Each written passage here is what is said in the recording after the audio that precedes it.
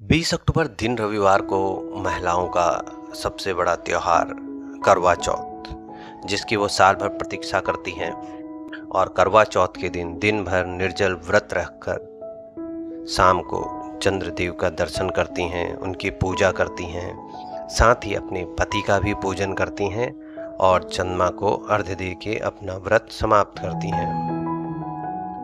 पति उनके लिए उपहार लाते हैं और जल पिला के उनके व्रत को पूर्ण कराते हैं। इस दिन महिलाएं 16 श्रृंगार करके सुबह से ही व्रत रखती हैं। शाम को वह करवा माता की पूजा करती हैं, उनकी कथा का श्रवण करती हैं, उनका पठन करती हैं और अपने पति के दीर्घायु और निरोगी काया के लिए माँ से प्रार्थना करती हैं। तो करवा चौथ पे आप करवा चौथ की व्रत कथा जरूर पढ़ें।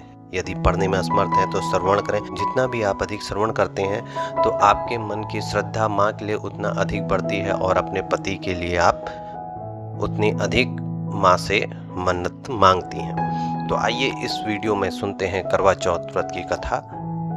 इससे पहले आप चैनल को सब्सक्राइब कर दें, लाइक करें, शेयर करें। प्रभु राम भक्त हनुमान हम सभी पे आशीष बनाए रखें। भक्ति ज्ञान उपाय चैनल में आपका स्वागत है। करवा चौथ को लेके कई सारी पौराणिक कथाएं हैं। इनमें से एक कथा का आप यहाँ श्रवण कर रहे हैं। कथा का श्रवण करें, करवा माता का स्मरण करें, देवी आपकी सभी मनोकामनाएं पूर्ण करेंगी। करवा बहुत ही अधिक पतिव्रता स्त्री थी। उसे अपने पति से बहुत स्नेह था। वह हमेशा अपने पति का ही स्मरण करती थी और उसकी सेवा में कोई भी किसी भी प्रकार की कमी नहीं छोड़ती थी। एक दिन कार्तिक कृष्ण पक्ष की चतुर्थी के दिन वह अपने पति के साथ नदी में स्नान करने के लिए गई। जब वह नदी में स्नान करने के लिए गई तो वह नदी के किनारे ही खड़ी थी और उसका पति नदी में स्नान कर रहा था। तभी एक मगरमच्छ उसका पैर पकड़कर नदी में ले जाने लगा। पति जोर जोर से करवा करवा कहकर अपनी पत्नी को मदद के लिए पुकारने लगा। जब पत्नी ने यह सब देखा तो उसे समझ में नहीं आया मैं क्या करूं। कुछ समय पश्चात उसने अपनी साड़ी से एक सूत खींचा और उसको मगर की ओर फेंक दिया। वह सूत का धागा इतना मजबूत था करवा के सतीत्व के कारण कि वह मगर उससे बंध गया और वह मगरमच्छ उसके पति को आगे नहीं ले जा सका। करवा ने फिर धर्मराज को पुकारा। उस पतिव्रता की पुकार सुनकर धर्मराज को वहां पे आना पड़ा और बोले, हे पतिव्रते, कहो क्या चाहती हो, क्यों तुमने मुझे पुकारा है। करवा माता बोली, महाराज आप धर्मराज खुद को कहते हो और यहाँ अधर्म हो रहा है। मेरा पति नदी में स्नान कर रहा था और इस मगरमच्छ ने उसे पकड़ लिया। अब आप उसको मार के मेरे पति को बचाएं। यमराज बोले, हे पुत्री, मगरमच्छ को तो मैं नहीं मार सकता हूँ क्योंकि अभी उसकी आयु पूर्ण नहीं हुई और जब तक उसकी आयु पूर्ण नहीं होगी तो मैं इसको अपने साथ नहीं ले जा सकता हूँ, मृत्यु नहीं दे सकते। तब करवा माता बोली, हे भगवान, आप धर्मराज हैं, आपका काम दुष्टों को दंड देना है और यह अधर्म कर रहा है और आप इस प्रकार की बातें कर रहे हैं। धर्मराज उनकी बात सुन के मौन थे। तब करवा माता को क्रोध आ गया तो करवा माता बोली, तो अब मैं ही मगरमच्छ को नदी सहित नष्ट कर देती हूँ।